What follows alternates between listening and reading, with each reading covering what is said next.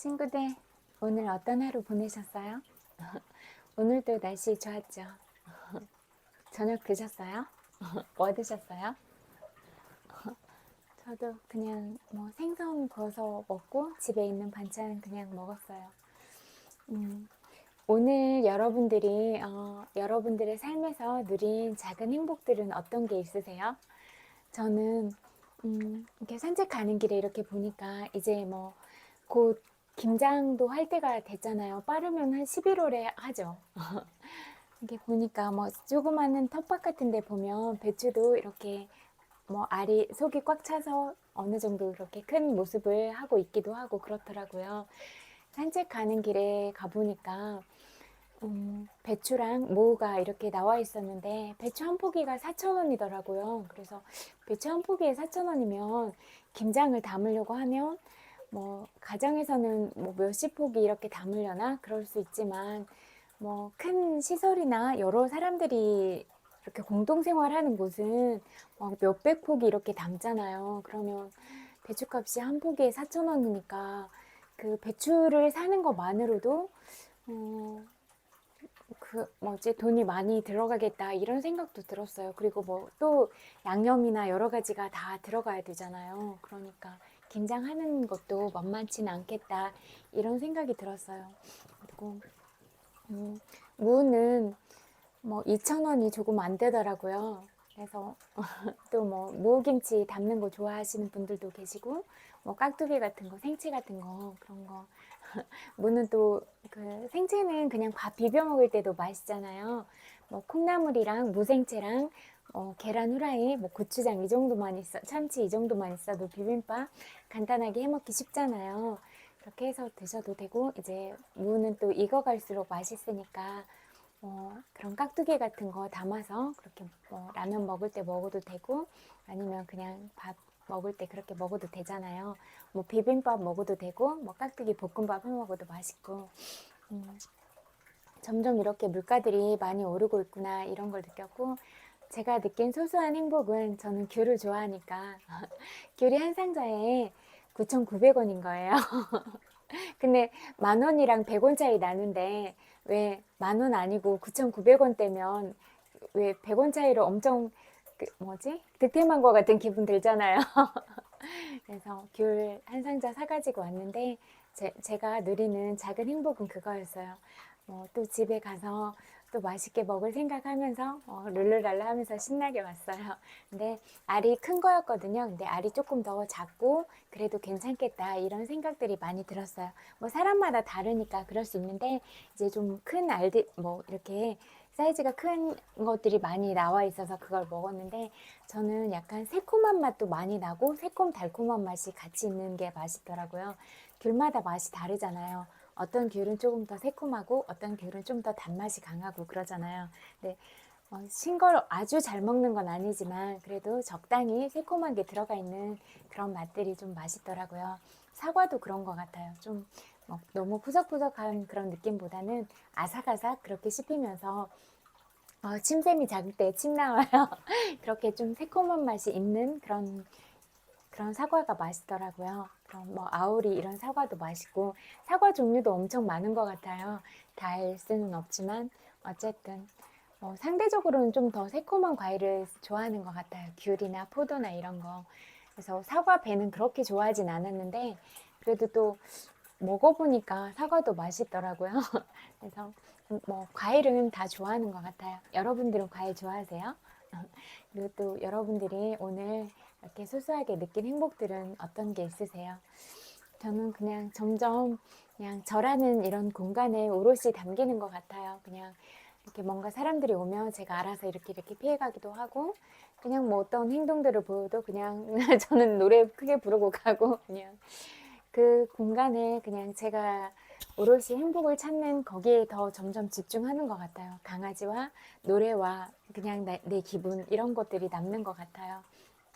우리가 그냥 다른 사람의 삶에 뭐 기웃기웃거리고 그렇게 살아가는 것보다는 그냥 자기의 삶을 온전하게 오롯이 그렇게 즐기고 또 행복감들을 발견하고 그렇게 살아가는 게 중요하지 않을까 그런 생각이 들었어요.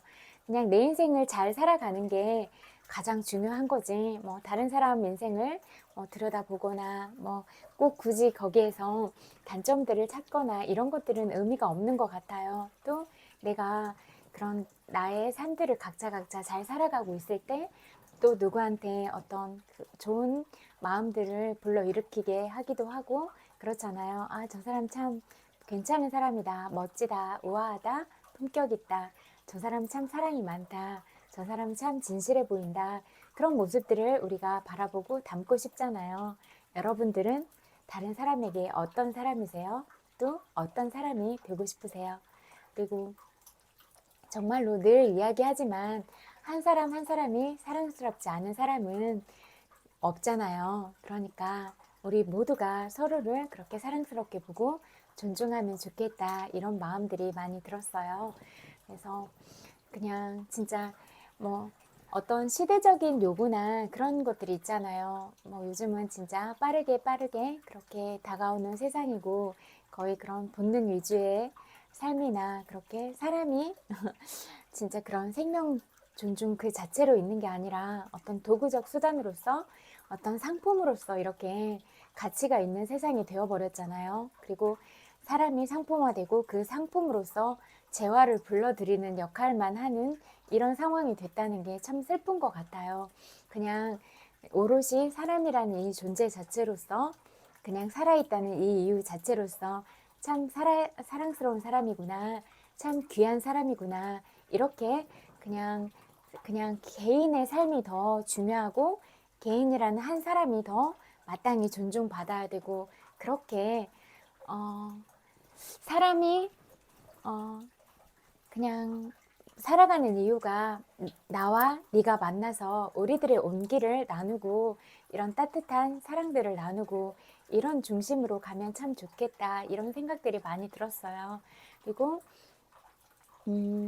우리가 어떤 인연관계나 어떤 모든 상황들에 따라서 뭐 아주 일찍 일을 시작하거나 그럴 수도 있잖아요. 그리고 그런 삶들이 아주 바쁘고 그렇게 또 노력을 많이 하고 힘겹게 살았을 어떤 그런 과정들이 있을 거잖아요.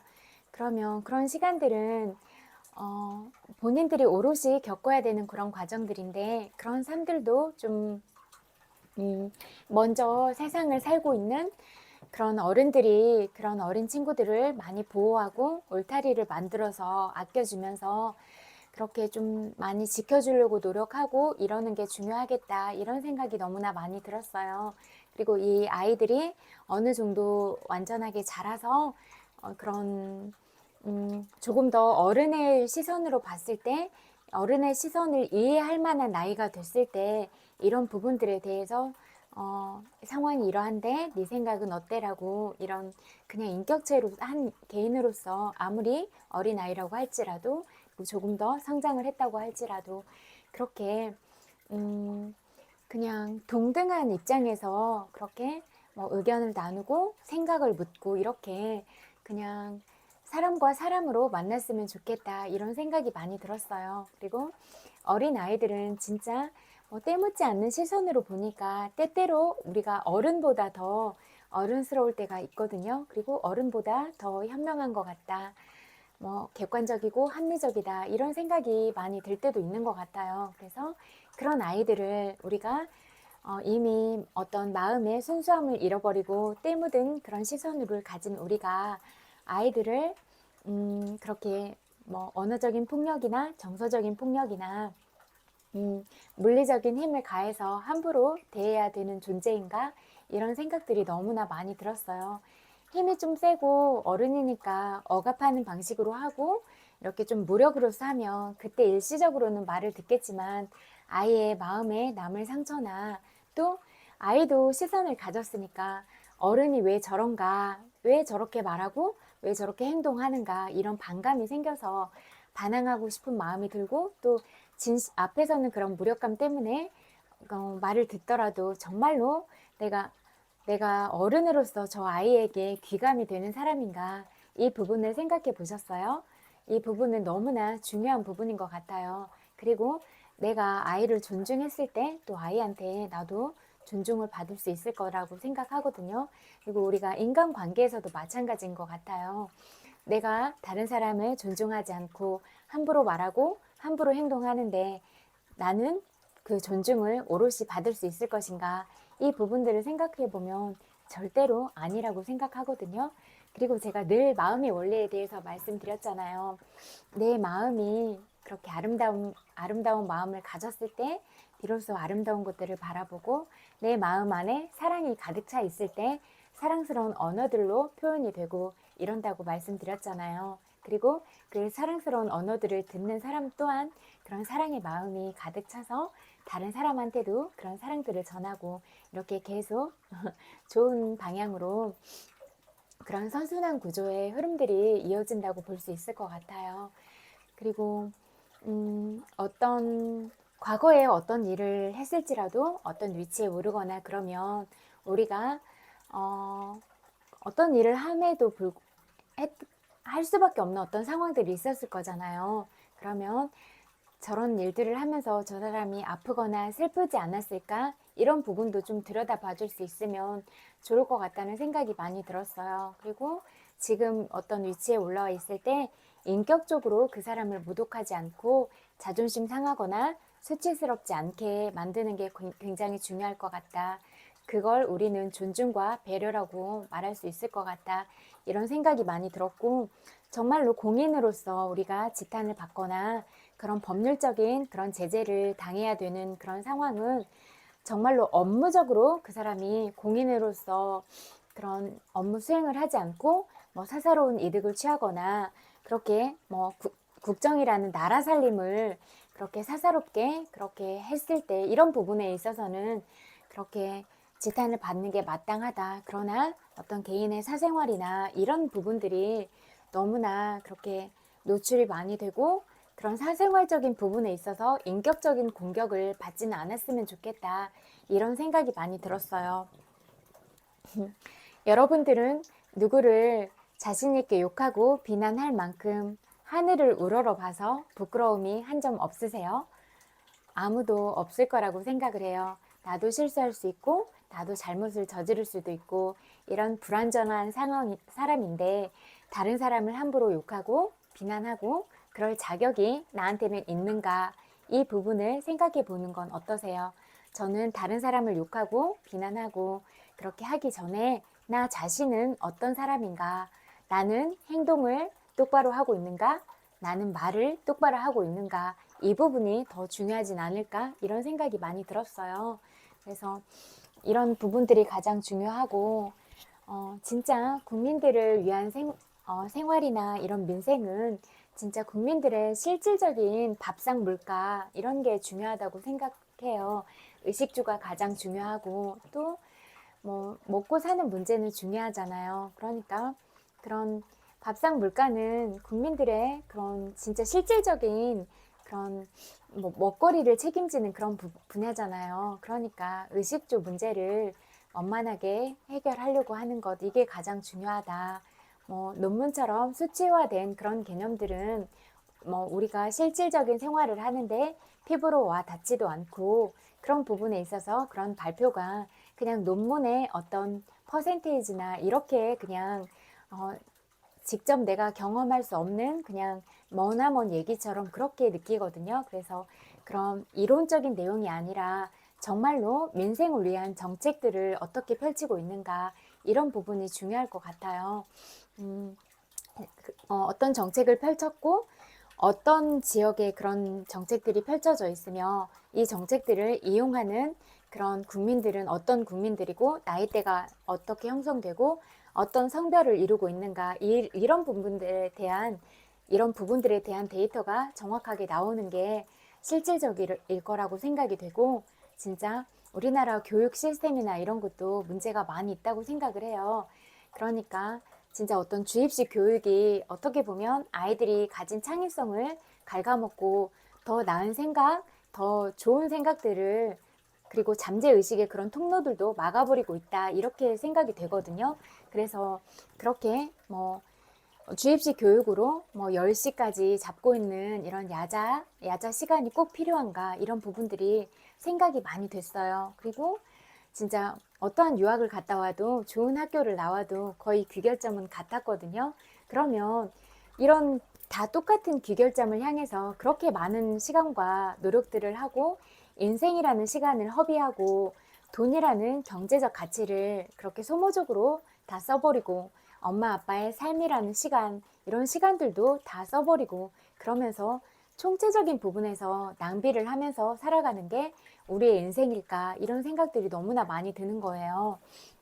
왜냐면 그 전생은 어떤 억겁의 생을 살았는지 아무도 모르고 앞으로 우리가 살아가야 되는 어떤 생들이 펼쳐질지도 모르지만 어쨌거나 이번 한 생은 주어진 한 번의 생이잖아요. 그러면 이 주어진 한 번의 생을 어떻게 잘 살 수 있을 것인가, 그리고 정치하시는 분들이 의식이 깨어 있어야 이런 국민들을 더 잘 이끌어가고 정말 리더적인 그런 마인드와 마음, 그리고 그런 올바른 철학관을 가지고 있어야 국민들을 좋은 방향으로 그렇게 이끌어갈 수 있다. 그리고 국민들을 위한 제도를 개선하고 새로 만들고 이렇게 갈 수가 있다. 이런 생각들이 너무 많이 들거든요.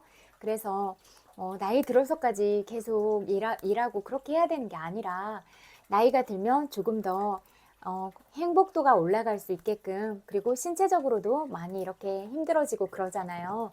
그런 노화의 그런 바이오리듬, 신체적인 바이오리듬이나 이런 부분에 따라서 그러면 좀 노년을 어떻게 좀 편안하게 살 수 있도록 복지 정책이 어떤 방향으로 열릴 것인가, 이런 부분이 중요할 것 같아요. 그래서 가장 중요한 건 우리 국민들이 느끼는 삶의 만족도가 높아야 된다고 생각하고 국민들의 행복도가 높아야 진짜 그 정치가 제대로 잘 이루어지고 있는 건 아닐까?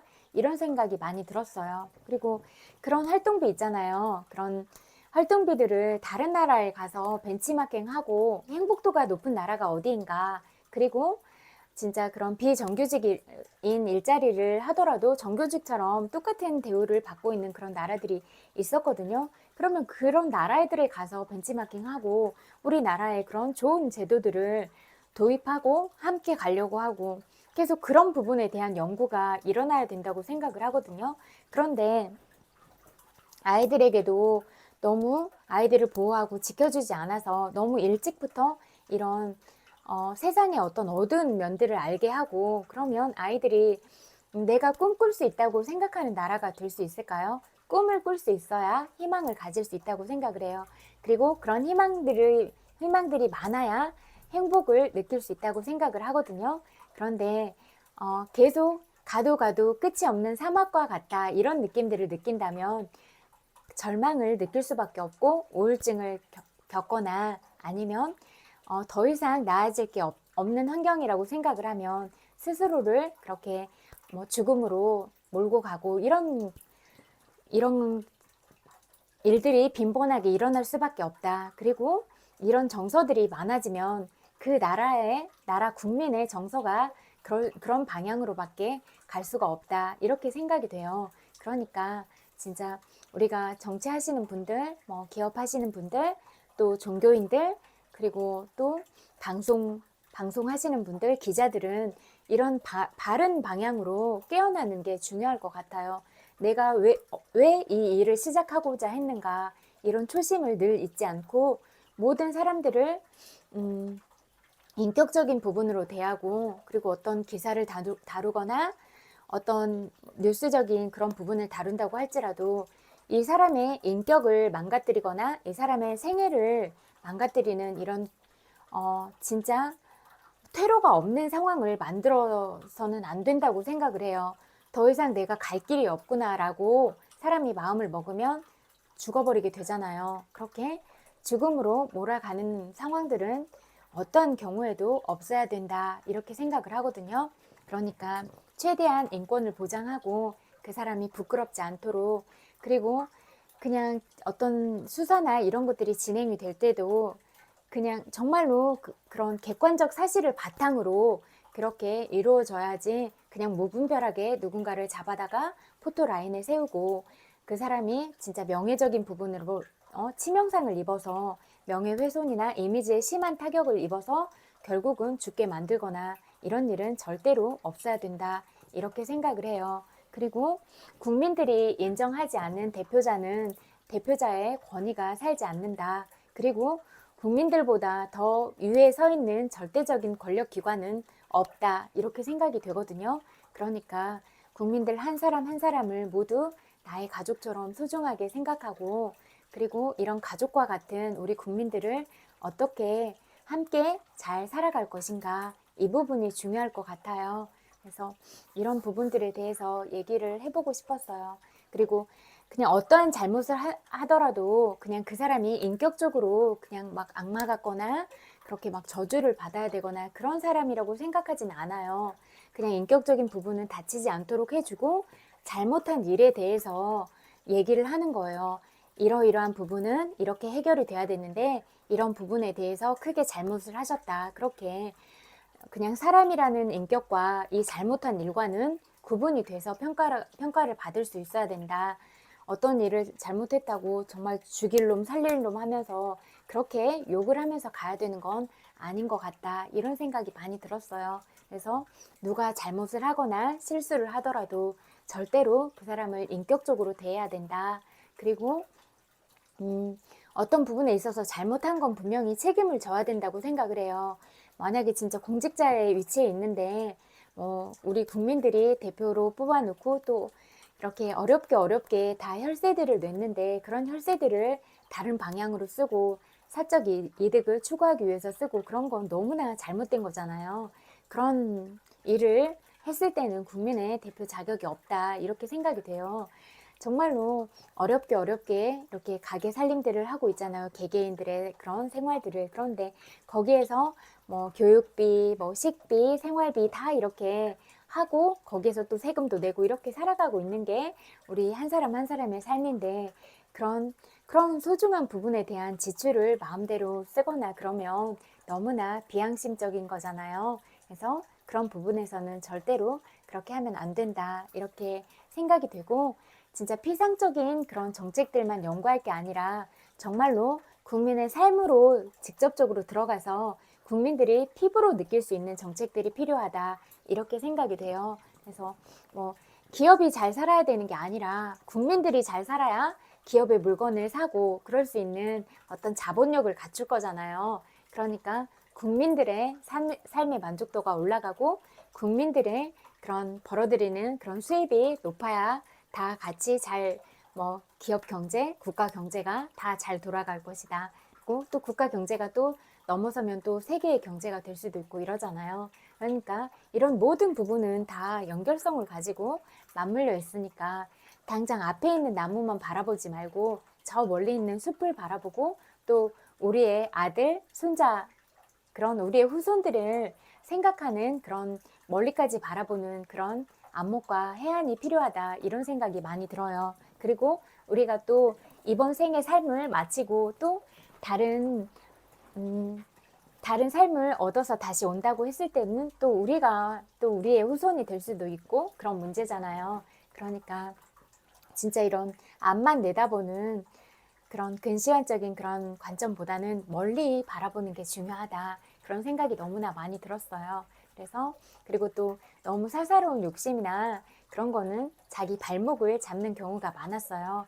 다 알잖아요. 우리는 저 사람이 사적인 마인드를 가지고 사회 추구형인가, 아니면 정말로 사람들을 사랑하고 아끼고 그런 마음을 가지고 그런 누가 어렵거나 그런 부분에 있어서 면밀하게 살펴주고 이렇게 다독다독 하면서 가려고 하는가, 이 부분은 너무나 중요하잖아요. 그래서 국민의 대표자들은 그런 국민들의 한 사람 한 사람의 그런 마음을 보듬어주고, 그렇게 어떤 사람도 억울하거나 분한 마음을 품지 않고 살아가도록, 마음에 응어리가 생기지 않도록, 또 혹시 그런 너무나 어려운 그런 참사들로 인해서 사랑하는 가족들을 잃어버렸다면 그분들의 이런 뭉쳐져 있는 응어리를 풀어주는 데 주력을 다해야 될 것이다, 이렇게 생각을 해요. 그리고 다시는 그런 참사들이 절대로 일어나서는 안 된다, 그렇게 생각하거든요. 그러니까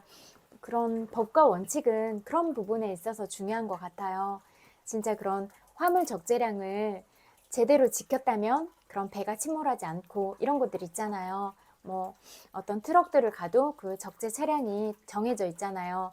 그러면 그걸 지켜야 도로가 망가지지 않고, 도로가 망가지지 않아야 차를 운행하고 다니는 수많은 국민들의 목숨이 위태로워지지 않고, 이런 것들이 다 연결성이 있는 거잖아요. 그러니까 뭐 나 하나쯤 쓰레기를 버려도 된다 하고 버려야 되는 게 아니라 정말로 양심이 없는 거잖아요. 그래서 그런 양심적인 부분에 있어서 나는 양심을 잘 지키는 사람인가, 이 부분이 너무나 중요한 것 같아요. 산에 가도 비닐봉지 버리고 장갑 버리고 뭐 휴지 버리고 아무렇게나 뭐 먹고 남 그런 음료수 팩 버리고 뭐 그런 플라스틱 병 버리고 이런 분들이 너무나 많았어요. 그냥 무단 쓰레기 그렇게 버리면 쓰레기 무단 투기하면 100만 원이던데 벌금. 그리고 담배 꽁초는 5만 원. 또 분리수거 안 하거나 그러면 뭐 10만 원 뭐 이러는 것 같더라고요. 여러분 그렇게 버릴 거면 벌금도 당당하게 내세요. 이렇게 지나가는데 진짜 버젓이 과자 까먹으면서 바로 자연스럽게 이렇게 버리는 사람도 봤어요. 그래서 바로 100만 원 벌금 내라고 소리쳐줬어요. 너무하잖아요. 쓰레기통 바로 가까이 가면 있는데 까서 바로 버리는 거예요, 바닥에. 너무나 자연스럽게. 그런 건 아니잖아요. 여러분, 우리들이 쓰레기를 버리면 우리 자신들이 쓰레기 더미 위에서 살아가야 되는데 왜 그런 생각은 안 하세요? 여러분들은 쓰레기 더미에 앉아서 살아가고 싶으세요? 그럴 거면 여러분의 집도 다 푹신푹신하게 쓰레기로 꾸며놓으세요. 쿠션감 있고 얼마나 좋아요. 농담이고요. 그렇게 하지 마시고 이렇게 내가 살아가는 이 환경이 깨끗해야 이런 공기도 맑고 또 뭐 벌레나 그런 것들도 안 끓잖아요. 그런 오물들이 없어야. 그래서 내가 휴지를 버리지 않아야 내가 쾌적한 공기를 마시고 또 이런 쓰레기를 버리지 않아야 나무들, 이런 풀들이 오롯하게 숨쉬면서 살 거잖아요. 그래서 그런 나무들이 우리 사람한테 좋은 그런 것들을 많이 또 나눠주잖아요. 그렇게 서로서로 그런 공생의 관계가 되는 게 중요한 것 같아요. 네, 나는 자연을 함부로 훼손하고 그러면서 자연으로부터 그런 혜택들을 받을 수 있을까? 이런 생각들이 많이 들었어요. 그리고 오늘도 또 이렇게 산책 가다 보니까 무거운 거 들고 다니시면서 일하고 계시는 분들도 계셨어요. 그분들도 늘 이렇게 밥도 잘 챙겨 드시고 또 그런 체력적으로도 중요하니까 신체적으로도 피곤하지 않고 또 그런 마음적으로도 좀 행복하셨으면 좋겠다, 그런 마음들이 많이 들었어요. 그래서 우리는 진짜 보이지 않는 누군가의 노력 속에서 살아가고 있으니까 이런 부분들에 대해서 늘 고마움을 느끼는 게 중요하다, 이런 생각도 많이 들었어요. 여러분 생각은 어떠세요? 그리고 오늘 누구한테 그렇게 사랑스러운 말을 하는 사랑스러운 분이셨어요? 또 누구한테 따뜻한 행동을 하는 그런 따뜻한 사람이셨어요? 어떠세요? 우리가 늘 이렇게 자신을 살펴봐야지 다른 사람들을 그렇게 뭐 안 좋게 말을 하고 그렇게 하는 거는 부질없는 짓인 것 같아요. 그리고 결국 내 마음에 아름다움이 없기 때문에 그 사람한테 자꾸 투사하고 있는 건데, 내 마음에 이미 독이 있는데 내 안에 독을 살펴야지 계속 스스로를 그렇게 망가뜨리면서 살고 싶으세요? 내 마음에 독을 품어서 내 몸이 상해, 또 내 머리도 계속 부정적인 방향으로 길을 열어서 내 뇌세포도 다 손상되고 파괴돼 버려. 아무 득이 없어요. 그런 삶을 살지 마세요. 그냥 오로지 내가 행복하게 살 수 있는 방법들을 많이 연구하고 또 내가 이런 행복한 마음들, 사랑스러운 마음들로 가득 채워지면 다른 사람을 위해서는 어떻게 행복하게 만들어줄 수 있는가, 다른 사람들에게 어떻게 내가 사랑의 마음들을 전해줄 수 있는가, 이런 부분들에 대해서 우리가 공생의 관계로 가는 건 너무나 중요하다, 이런 말씀을 드리고 싶어요. 그리고 오늘 보니까 정말로 많이 추워졌어요. 그러니까 뭐 저는 손 시렵더라고요. 그래서 옷 따뜻하게 입으시고 감기 안 걸리시는 게 중요할 것 같아요. 여러분 몸도, 그리고 따뜻한 차도 많이 마시고 그래서 여러분의 건강을 챙기고 특히 몸 건강, 마음 건강, 두 가지 건강을 다 챙기는 게 너무나 중요할 것 같아요. 책 읽어드릴게요.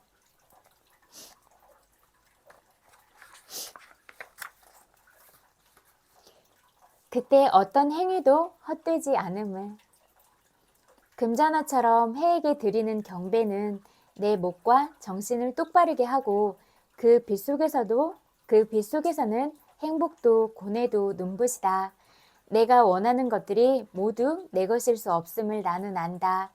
눈물은 얼굴에 골이 패이기 전에 닦고 상실은 덧나기 전에 치료해야 함을. 행위도 유의도 의식에서 피어났다가 의식으로 돌아가는 꽃들. 결국 내가 넓히려 하고 늘리려 하는 것은 나의 의식. 어떤 동작도 과장하거나 과시하지 않으며 사자와 뱀과 전사처럼 몸의 작은 움직임에도 자신의 전부를 담는다. 모든 차원의 수행자에게 아기 자세가 최고의 자세임을 기억한다. 매일 밤 나는 다시 삶에 대해 내일하고 말하며 절한다. 계획대로 이루어지게 해달라고 기도하는 대신 계획에 없던 일들을 더 많이 준비해달라고 기도하면서 그리고 깊이 죽은 자세로 잠든다. 내일 내가 살아있다면 완전히 새로운 몸과 정신으로 깨어나기 위해. 시 읽기. 오늘은 거기 관악길 산책하는 길에 시들 많이 있다고 했잖아요.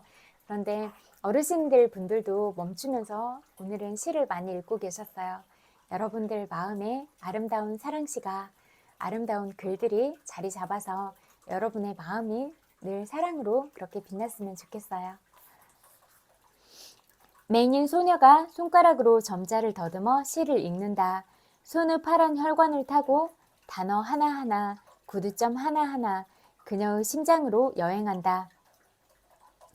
은유에서 잠시 머뭇거리고 색의 형용사가 두 눈을 어둠 물들이고 동사들이 문장 밖으로 걸어나와 그녀를 안내하는 동안 세상의 어떤 것도 그녀의 상상을 방해하지 못한다. 시의 마지막 행에 이르러 손가락 끝이 가늘게 떨린다. 시의 혼과 하나 된 것처럼 그녀 자신이 그 시 쓴 것처럼 나는 그렇게 시를 쓰지 못했다. 달에 관한 명상. 완전해야만 빛나는 것은 아니다. 너는 너의 안에 언제나 빛날 수 있는 너를 가지고 있다. 겉으로 보이는 너보다 더 큰 너를, 달을 보라. 완전하지 않을 때에도 매 순간 빛나는 달을. 동박새에게 하는 당부의 말. 내가 떠나 있는 동안 돌집 주변 사정 자세히 알려주기 바란다. 작년과 달리 눈이 많이 내렸는지, 봄 장마가 열흘 넘게 이어져 어린 것들마다 감기 치료하지나 않는지, 계절의 변화와 별자리 이동에 대해 내가 아는 것 전부를 가능하다면 너의 꽁지깃 까불어 그곳 바닷바람과 비 내음을 보내다오. 옮겨 심은 산수국은 꽃이 너무 커서 목이 외롭게 휘지는 않았는지, 먼 나라에서 귀화한 파란 눈의 등심 붓꽃은 떠나온 곳 그리워 비 오는 날마다 파란 눈물 글썽이는지, 나처럼 사람과의 거리 잘못 계산해 상처 입지나 않았는지, 내가 없는 동안 너와 긴 꼬리 딱새와 사랑눈 말고 또 누가 찾아와 닫힌 창문 기웃거렸는지, 가끔 차 마시러 들렀던 동네 수도원 수사 신부는 몇 번 문 두드리다 발길 돌렸는지도. 사람들은 그곳을 거친 환경과 고독을 말하지만 나는 오히려 혼자여서 좋았다. 내가 나일 수 있는 유일한 장소. 떠날 때 눈 뭉치와 흙 한 줌 가지고 왔건만 눈은 어느 틈엔가 녹아버리고 흙은 바지 주머니에서 바스라졌다. 하지만 동박새여, 내가 어디로 떠나겠는가? 내가 지적일 때 나는 그곳에 있다. 내가 돌집 안에서 듣고 있는 것처럼 아침마다 와서 너의 시 들려다오. 돌집 있는 방향으로 귀를 모으면 내 영혼이 눈 감고도 찾아갈 수 있도록, 내가 다른 어디로 가지 않도록 다시 이곳에 돌아와 충분히 사랑하도록. 시인은 이 시집에 실린 여러 편의 시를 서귀포 법한마을 바닷가 돌집에서 지내며 썼다.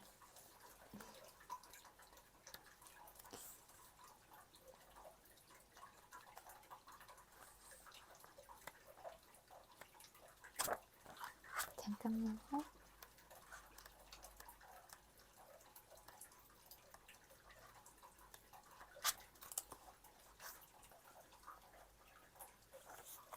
여기까지 읽을게요. 당신이 옳다 읽어드릴게요. 이 책도 진짜 중요한 것 같아요. 여기에는 공감해주는 방법들이 많이 나와 있잖아요. 그러니까 다른 사람을 이렇듯이 공감하고 다른 사람을 이해하고 이런 부분에서도 굉장히 중요할 것 같은데, 또 내가 다른 사람들로부터 어떤 공감을 받지 못했거나 그렇다면 나 자신에게 주는 이런 공감의 위로를 나 스스로에게 해보는 것도 중요할 것 같거든요. 그래서 이런 부분들은 우리가 많이 배워두면 좋겠다, 이런 생각들이 많이 드는 이런 실용적인 지침서 같은 책인 것 같아요. 마음은 언제나 옳다.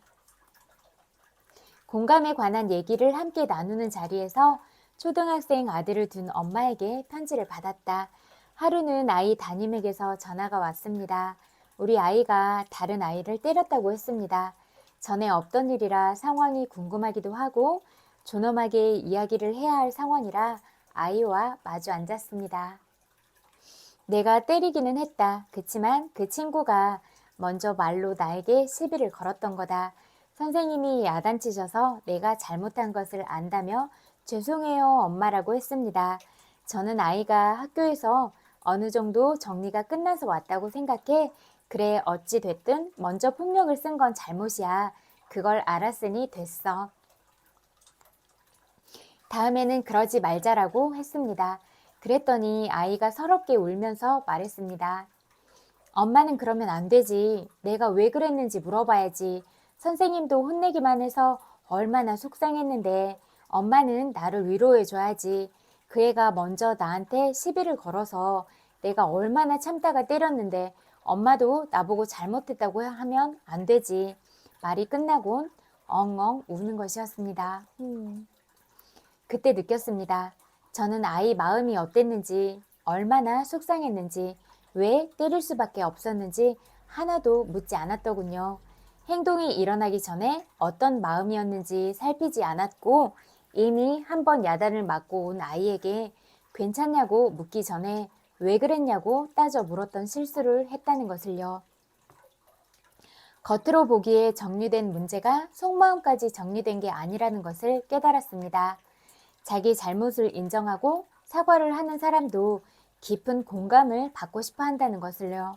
예민한 사람들은 더욱 더 그렇다는 걸 알게 되었습니다. 아이가 울면서 한 말에 많은 것이 담겨 있다. 엄마는 그러면 안 되지. 내가 왜 그랬는지 물어봐야지. 선생님도 혼내서 얼마나 속상한데 엄마는 나를 위로해줘야지. 그 애가 먼저 나에게 시비를 걸었고 내가 얼마나 참다가 때렸는데 엄마도 나보고 잘못했다고 하면 안 되지. 아이의 이 한마디 한마디는 공감이 가 닿아야 할 지점이 어디인지를 정확하게 알려주는 공감 헌장에 가깝다. 아이의 말을 받아들이고 성찰하는 엄마의 깨달음 또한 그렇다. 마음과 행동은 별개. 잘못된 생각과 행동을 한 사람에게 어떻게 공감할 수 있나? 본인에게 그걸 알려주지 않으면 계속 잘못된 길로 가지 않겠는가? 그런 걱정을 할 필요가 없다. 내 마음을 포기할 곳은 그 생각과 행동이 아니라 그 마음, 즉 감정이다. 존재의 느낌이나 감정이 공감 관역의 마지막 중심점이다. 나는 마음이란 표현을 감정, 느낌이란 단어와 동의어로 사용한다. 사람들에게 같은 의미로 더 쉽게 다가가는 표현이라고 느낀다. 그래서인지 마음이 어떠냐고 물으면 사람들은 대부분 자기 느낌을 말한다. 친구를 때린 아이의 행동에 동의하지 않더라도 그때 아이의 마음을 알면 마음에는 금방 공감할 수 있다. 그것이 공감이다. 자기 마음이 공감을 받으면 아이는 자기의 잘못된 행동에 대해 누가 말하지 않아도 빠르게 인정한다. 엄마와 아이의 관계에 어떤 불편함이나 부작용을 남기지 않은 채 오히려 관계가 더 깊고 신뢰로워진다. 아이는 모든 상황을 흔쾌히 수긍한다. 걱정할 것이 사실 없다. 어떤 이의 생각, 판단, 행동이 아무리 잘못됐어도 그 마음에 대해 누군가 묻고 궁금해한다면 복잡하게 꼬인 상황이 놀랄 만큼 쉽게 풀린다. 자기 마음이 공감받았다고 느끼는 사람은 자기가 감당해야 할 몫이나 대가를 기꺼이 받아들인다. 책임질 일이 있으면 기꺼이 진다. 자기 마음이 온전히 수용되었다는 느낌 때문이다. 억울함이 풀려서다. 그러므로 사람의 마음은 항상 옳다는 명제는 언제나 옳다. 검찰 역사상 동료 후배들의 존경을 가장 많이 받았다는 L 검사는 부드러운 성품뿐 아니라 수사력에서도 모범이 되었던 사람이다. 검찰 조사 중에 폭력, 심지어 고문이 많았던 시절에도 그는 강력 사건에서조차 강압적 방법을 동원하지 않고도 남보다 빠르게 그것도 조용하게 해결하는 것으로 유명했다. 피해자를 조사할 때 사건과 관련 없는 개인적인 질문을 많이 했는데 그러다 보면 가족에 대한 질문으로도 이어지고 불우한 가정사와 함께 산산한 피해자의 삶도 드러나게 된다. 그런 이야기를 나눈 상대와는 개인적 느낌을 가지게 된다. 그렇게 개인에게 집중하는 일에 시간과 마음을 많이 쓰자 압박을 하고 자백을 강요하지 않아도 피해자 스스로가 죄를 고백하는 경우가 많았다. L 검사는 공감력이 뛰어난 사람처럼 느껴진다. 만일 순수한 의도가 아니라 수사 기법 측면에서의 공감이라 해도 수십 년간 초지일관 그런 태도를 유지할 수 있었다면 대단한 공감 능력이다. L 검사는 그에 대해 이렇게 전했다. 피해자의 구구절절한 개인사를 듣고 있는데 무슨 얘기 끝에 그가 오래전에 살인한 얘기를 꺼냈다. 구체적인 범행 사실까지 다 털어놓은 남자는 조사실에 있는 긴 의자에 누워 편안하게 잠이 들었다고 했다. 감춰뒀던 죄의 대가를 치를 일만 남은 것이 현실이지만 그런 현실적 상황과는 별개로 그 마음은 평화로워진 것이다. 누군가의 행동과 생각이 그 마음과는 별개라는 사실만 알아도 마음껏 공감할 수 있다. 공감의 걸림돌이 사라진다. 마음껏 공감해주면 강팍해질 대로 강팍해진 흉포한 마음조차 움직인다. 반대로 평소 제 아무리 합리적인 사람도 그가 한 행동 뒤의 마음을 제대로 공감받지 못하면 그 합리성과 논리성이 제대로 작동되지 않는다. 그 논리성은 오히려 삐뚤어진 마음을 옹호하는 궤변을 펼치는데 동원돼 본질과는 더욱 멀어진다. 평소 스마트한 사고와 태도로 인정받던 사람이 이해 불가할 정도로 억지와 비상식을 주장하는 경우 공감받지 못해 그럴 가능성이 높다. 아까 짜게 먹었나 봐요. 물 마시고 싶어요. 물 가지고 올게요.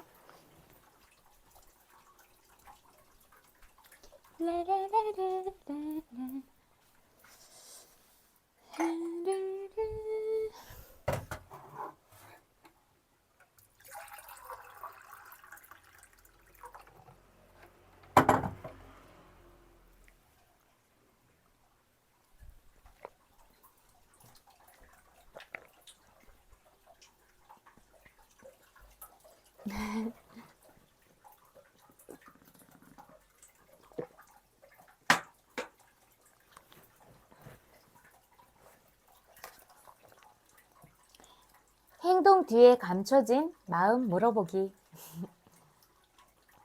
담임에게 전화를 받았던 엄마는 좀 엄하게 이야기를 해야 할 상황이라 판단하고 아이와 이야기를 시작했다. 아이의 마음을 알기 전에 이미 스스로 판단하고 평가를 내린 것이다. 아이의 마음을 알기 전까지는 그 상황의 전모를 파악한 것이 아니라는 사실을 엄마는 미처 몰랐다.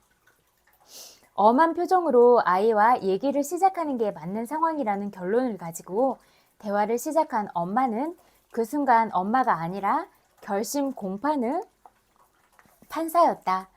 판결과 함께 처분을 내리는 것이 목적이지 아이의 마음을 궁금해하지 않았다. 그 순간 엄마에게 나는 엄마는 있지만 아들은 없었다. 대화란 나도 있고 너도 있다는 전제에서 시작되는 것인데 그랬으니 엄마와 아들 사이에 정상적인 대화가 될 리 없다. 여러분은 공감을 잘하고 계신가요? 아이의 울먹이는 이야기를 들은 순간 엄마는 너의 존재를 인식했다. 그리고 빠르게 받아들였다. 겉으로 보기에 정리된 문제가 속마음까지 정리된 게 아니라는 것을, 자신의 잘못을 인정하고 사과하는 사람들도 깊은 공감을 받고 싶어 한다는 것을, 그것이 진정한 화해의 길이라는 것을, 예민한 사람들은 더 그렇다는 것을, 엄마의 통찰과 깨달음은 놀랍다. 쉽지 않은 일을 해냈다. 나는 엄마의 그런 태도에 깊이 감동받았다. 그런 엄마의 아들이어서 어린 아들도 자기 마음을 정확하고 당당하게 말할 수 있었을 것이다. 이런 엄마의 아들이어서 자기의 마음이 어떤 대우를 받아야 하는지 잘 알고 있었을 것이다. 이런 엄마와 아들 사이에서 그동안 눈에 보이지 않게 작동했던 마음에 관한 학습이 결국 아이 자신을 보호했을 것이다. 친구를 때린 아이의 마음도 언제나 옳다. 여기까지 읽을게요.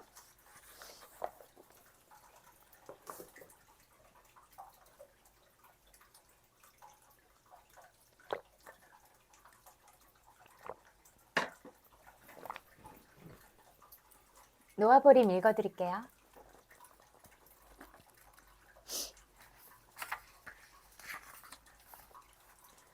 저는 기억력이 좋지 않습니다. 저도 놓아버린 기법을 익힐 수 있을까요?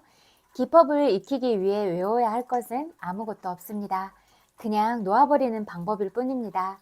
기법을 익힐 수 없는 사람이 있다는 이야기는 아직까지 들어보지 못했습니다. 어떤 때는 제가 놓아버릴 줄 아는 것 같은데 또 어떤 때는 확신이 없습니다.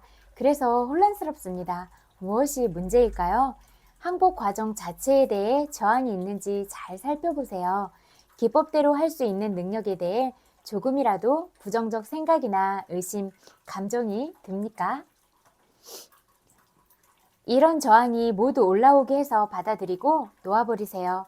더욱 행복하고 더욱 사랑하고 더욱 평화로운 사람이 되려는 의도를 분명히 하세요. 궁극에 대한 항복, 대단히 깊은 항복은 궁극의 현실을 경험하는 수단이라고 하셨는데 어떤 일이 일어나는지 묘사해 주실 수 있습니까? 그런 항복을 가리켜 최종 수행이라고 할 수 있습니다. 놓아버린 기법을 삶의 모든 방면에 예외 없이 작용하면 영적 수행의 에너지가 점점 더 강해집니다. 무슨 일이 벌어지든 주의 집중이 흐트러지지 않고 계속해서 기법 수행이 이루어집니다. 30년 동안 영적 수행을 하다 말다 했더니 그 자리 그대로입니다. 이런 이야기를 하는 사람들이 있습니다. 여기서 명상 조금 하고 저기서 기도 조금 하고 워크숍에도 가고 강연도 듣고 책도 읽고 하는 식으로 수행이 늘 산발적입니다. 다 괜찮습니다. 세상 일로 바빠서 그런 것이고 지금 축적하는 정보들은 나중에 가서 이용하게 될 것입니다.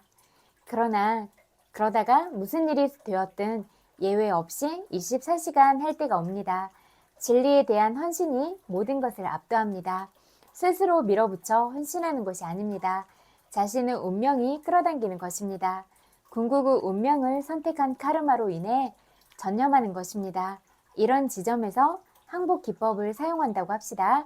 일이 일어나는 바로 그 순간에 모든 것을 항복하고 놓아버리는 것입니다.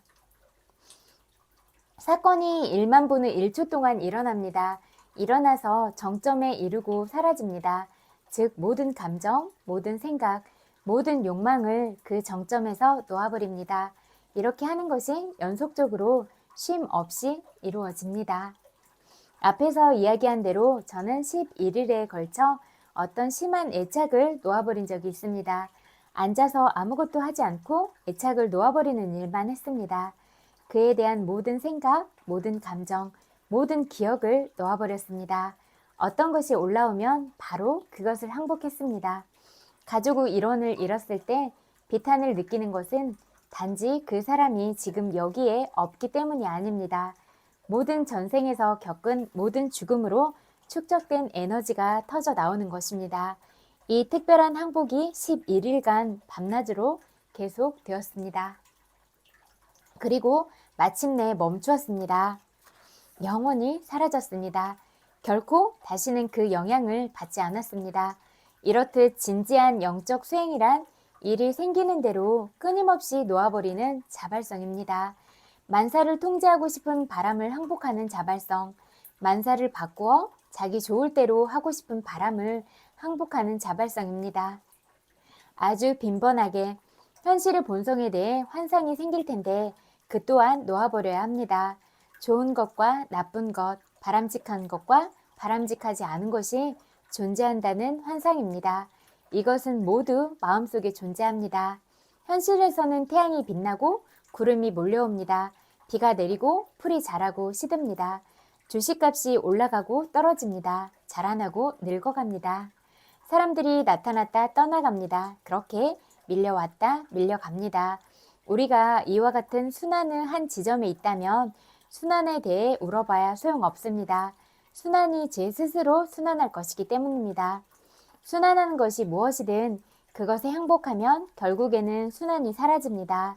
순환과 하나 되기를 선택하고 순환이 일어날 때 순환을 바꾸어 놓으려는 바람을 거부해 사라지게 하는 것입니다. 끊임없이 그렇게 하세요.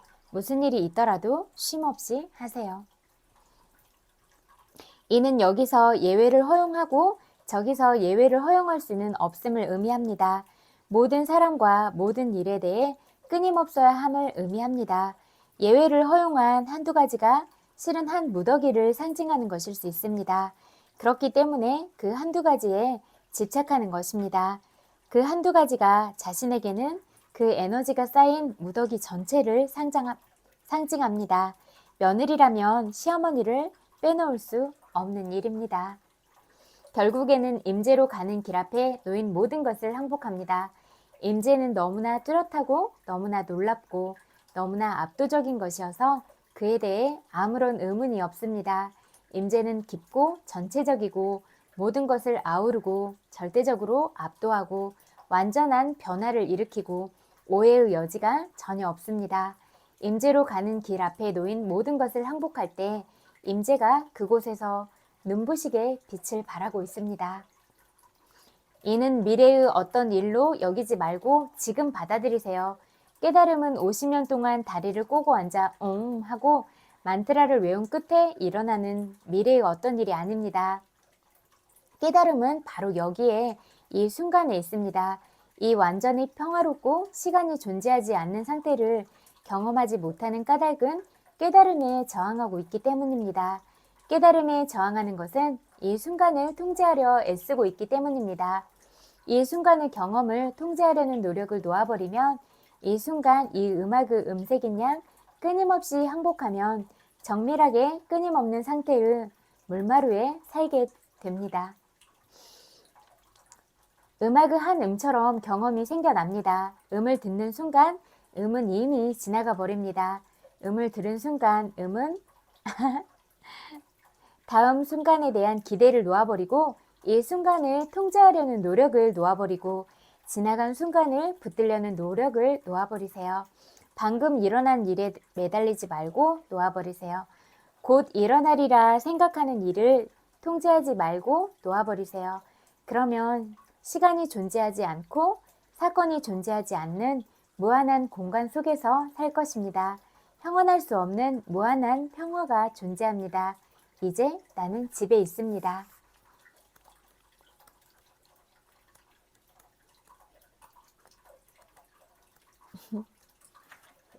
여기까지 읽을게요. 이거 한 권 다 읽었어요.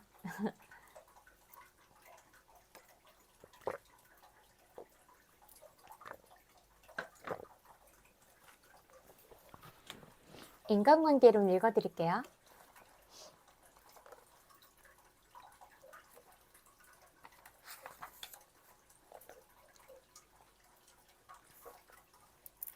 인터뷰 시간은 짧았고 아무것도 얻어내지 못했다. 얼터스 씨는 수업 중에 이 이야기를 들려주었다. 솔직히 무엇을 해야 할지 몰랐죠. 그러다가 그 비서가 했던 말이 기억났어요. 우표요. 그리고 12살 먹은 아들이었죠. 우리은행 외국 담당 부서가 우표를 모은다는 게 생각났어요. 세계의 모든 대륙에서 쏟아져 들어오는 편지에서 떼어낸 우표 말입니다. 다음날 아침 저는 전화를 해서 아이를 위한 우표가 있다는 이야기를 전했습니다. 열렬한 환영을 받았냐고요? 물론입니다.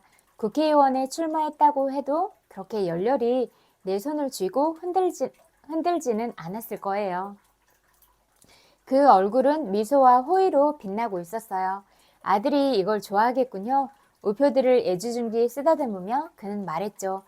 이걸 봐요. 정말 보물이네요. 우리는 우표 이야기를 하고 아이 사진을 보며 30분을 보냈어요. 그리고 그는 30분 이상을 더 내어 제가 원하는 모든 정보를 주었죠. 부탁하지도 않았는데 말입니다. 그는 자신이 알고 있는 모든 것을 이야기하곤 부하 직원들을 모두 불러 질문을 했어요. 그리고 사업상 친분이 있는 사람들에게까지 전화를 걸었죠.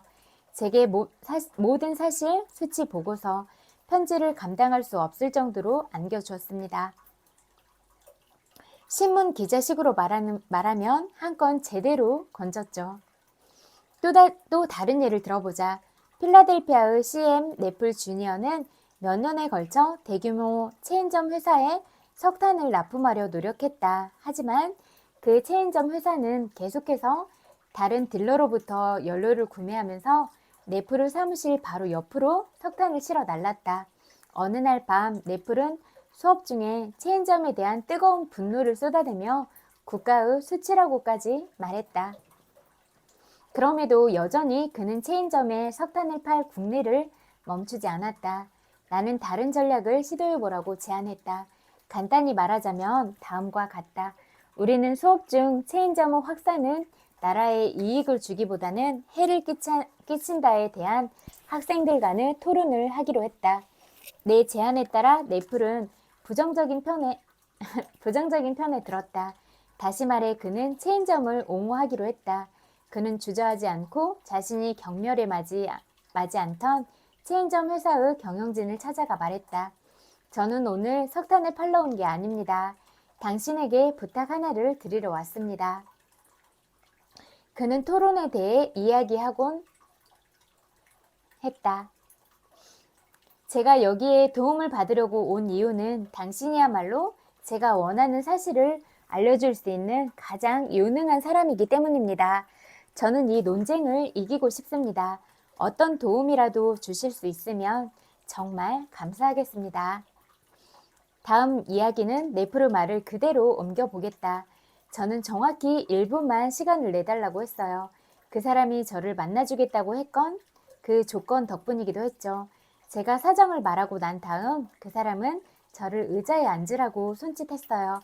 그리고 곧 정확히 1시간 하고도 47분을 이야기하더군요. 그분은 체인점에 대한 책을 썼던 중역도 부르더라고요. 그분은 전국 체인점 연합회에 편지를 써서 우리 토론 주제에 관한 문서를 구해주기도 했어요. 그분은 체인점이 인류에게 진정 중요한 서비스를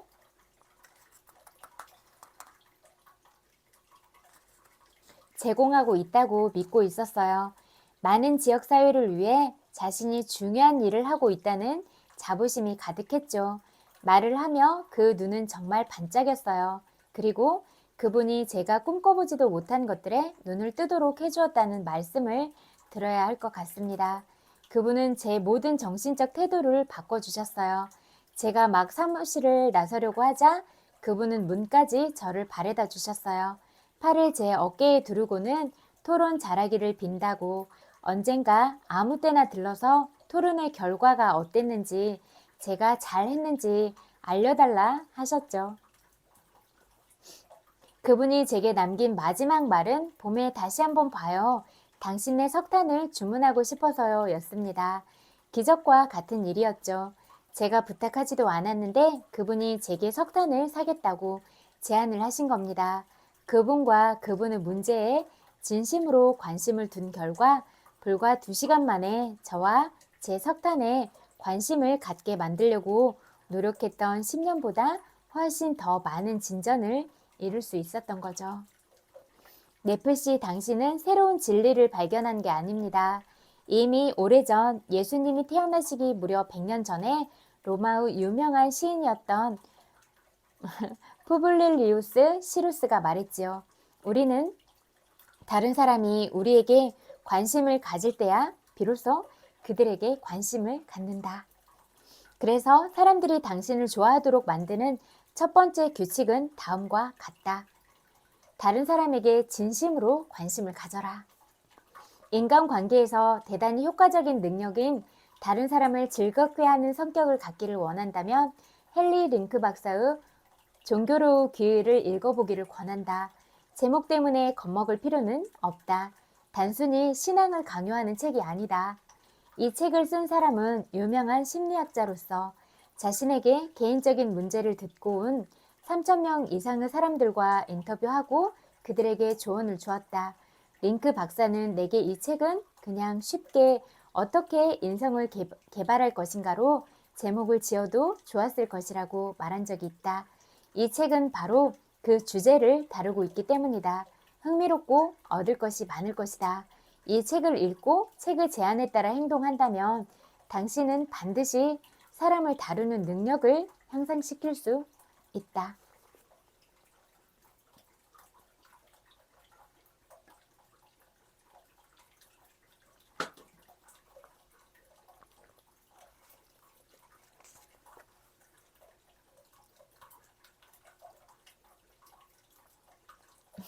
이건 좀 내용 기니까 다음에 읽어야겠다. 여기까지 읽을게요. 친구들, 오늘도 친구들의 귀중한 시간을 또 저와 함께 보내주셔서 마음으로 감사드려요. 고맙습니다. 그리고 친구들이 오늘 보낸 하루는 어떠셨어요? 업무적으로 업무량이 많아서 지치지는 않으셨어요? 또 여러분들과 함께 만났던 인간관계에 있어서 그런 사람들은 여러분에게 좀 더 편안하고 좀 더 어떤 사랑스러운 그런 기운들을 많이 주는 그런 만남들을 하셨어요. 또 여러분들은 또 다른 누군가에게 어떻게 말하고 어떻게 행동하셨어요. 우리가 조금 더 상대방을 배려하고 조금 더 이렇게 존중하고 그러는 마음과 태도들을 갖는다면 다른 사람을 기쁘게 할 수 있을 것이다. 그리고 다른 사람을 조금 더 행복하게 만들어줄 수 있고 다른 사람 마음을 따뜻하게 해줄 수 있을 것이다. 이렇게 생각해요. 여러분들은 오늘 그렇게 다른 사람에게 따뜻한 사람이셨어요? 어떠세요? 그리고 저녁은 드셨을 것 같아요. 9시 넘었으니까. 저녁도 맛있게 드셨기를 바라고 또 여러분들이 어떤 하루를 보내셨을지라도 고생 많으셨다고 말씀드리고 싶어요. 토닥토닥 정말로 고생 많이 하셨어요. 그리고 또 여러분 자신들 대견하다고 쓰담쓰담 해주시면서 하루를 마무리할 수 있으면 좋을 것 같아요. 그리고 내일 보고 싶은 것 같아요. 그리고 진짜 우리는 마음과 마음으로 그렇게 진실되게 만나는 게 중요하다 이렇게 생각을 하고 진짜 그런 인연관계들이 정말 묘하잖아요. 그런 정말로 어떤 끌림이 더 밀착되게 있는 그런 관계들이 분명히 있는 것 같거든요. 그러면 그런 마음들은 진짜 전달이 잘 되는 것 같아요. 그리고 다른 사람의 어떤 마음이나 어떤 이뤄놓은 업적들이나 그런 것들을 또 예쁜 외모나 이런 것들을 재능 이런 부분에 있어서 질투하고 비난하기보다는 그 사람이 해온 것들의 결과물이잖아요. 다 뭐 노력 없이 이루어지는 것들은 아무것도 없으니까 그러면 그 사람이 그만큼 시간을 투자하고 노력을 투자하고 그랬던 그 부분을 온전하게 바라봐주고 정말로 고생했다. 또 이런 결과들이 일어나서 더 기쁘겠지만 이런 일들을 해온 과정들이 정말로 너의 노력이 많이 들어간 것 같은데 이런 부분들에 대해서 진짜 정말로 수고했다고 그렇게 따뜻하게 말해줄 수 있는 우리가 됐으면 좋겠어요. 그리고 좀 더 성숙한 생각과 성숙한 태도들을 가지고 사람들을 대하는 게 중요할 것 같다. 이런 생각이 늘 들어서 늘 아쉽고 그런 마음이 드는 것 같아요. 그리고 우리가 아무리 어른이라고 하더라도 아이들보다 못한 부분이 많이 있어요. 우리가 그런 어두운 생각과 그런 이미 얼룩진 그런 마음들로 이렇게 어두운 먹구름이 씌워져 있을 때 아이들은 정말로 순수하고 객관적이고 합리적이고 그런 부분을 가지고 그렇게 정확하게 말할 때가 있어요. 그러면 그런 부분들이 어른들보다 더 낫다고 생각이 되어지기도 하거든요. 그런 아이들을 절대로 무시해서는 안 된다. 아이들을 개개인의 인격체로 존중하고 대우해야 된다. 이런 생각이 많이 드는 것 같아요. 여러분들은 나보다 어린 친구들의 말을 잘 경청하고 또 그 아이들을 개인적인 인격체로 대우하고 있으신가요? 일적으로 만나도 마찬가지인 것 같아요. 이렇게 그 사람을 존중하고 이게 업무적으로 진행을 할 때도 이렇게 서로 의견을 조율을 잘 해서 어떤 부분으로 가는 게 가장 우리 서로에게 좋은 방향으로 갈 수 있을 것인가. 나만 좋고 그런 게 아니라 나도 좋고 상대도 좋은 우리가 윈윈 전략으로 갈 수 있을 것인가. 이런 부분들이 중요하다고 생각이 돼요.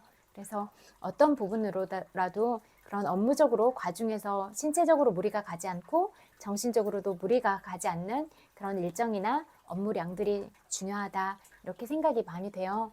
그리고 어떤 상황에서도 사람들이 마음을 다치지 않았으면 좋겠어요. 그래서 다치지 않는 마음으로 온전하게 건강한 마음을 가지고 마음 안에 사랑을 많이 품고 또 그런 행복감들을 찾을 수 있는 작은 요소들을 많이 발견해서 여러분들이 숨쉬는 순간들마다 행복하셨으면 좋겠어요. 그리고 여러분 한 명 한 명이 너무나 소중하신 분들이잖아요. 그러니까 솜털도 다치지 않았으면 좋겠어요. 그래서 늘 내가 소중하듯이 다른 사람도 이렇게 소중하게 생각하고 이러는 게 중요할 것 같아요. 그래서 우리가 진짜 누군가의 너무나 소중한 가족이잖아요. 가족이 아프면 그 가정이 아프고 가정이 아프면 사회가 아프고 사회가 아프면 나라가 아프고 나라가 아프면 세계가 아프고 이렇게 다 연결성을 띠고 있으니까 내가 하는 말 한마디를 쉽게 뱉지 말아라. 내가 하는 행동 하나를 함부로 하지 말아라. 이런 말씀을 드리고 싶어요. 여러분은 입이 좀 무거우신가요? 여러분은 행동을 함에 있어서 행동이 무거우신가요? 어떠세요?